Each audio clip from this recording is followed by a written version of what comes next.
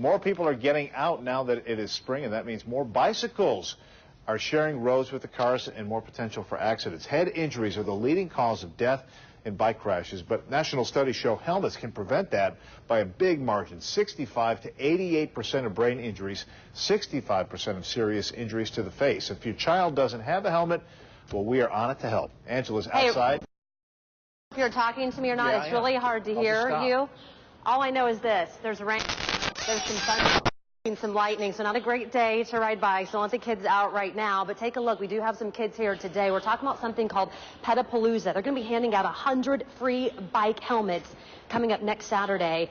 And this is all sponsored by the ParrInjuryLaw legal firm. And Tony Patterson is here to talk more about why the firm is involved and what you want people to know. First of all, thanks for coming out in the middle of a little bit of a storm out here this morning. Why are you guys involved in this, and why do you think this is so important? Well, one of the things that we do, we actually, as a legal firm, we represent injury victims. And one of the things we do with that is we view ourselves as helping people, but also being, I would say, consumer safety advocates.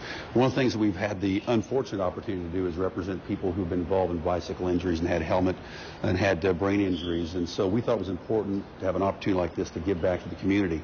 We know that each year over 500,000 people are hospitalized due to bicycle accidents. And of those, most of those are children 14 years of age and under, and the majority of those are from traumatic brain injury. Yeah, when we grew up, we didn't wear bike helmets. A lot of us didn't. I know I didn't, and now you see your kids and you think, my goodness, let's put one on this young lady. Show us how to do it and do it in the correct way. Yeah, and if you want to, there's a lot of helpful websites, like the Consumer Product Safety Commission has websites that will tell you how to put these on as well.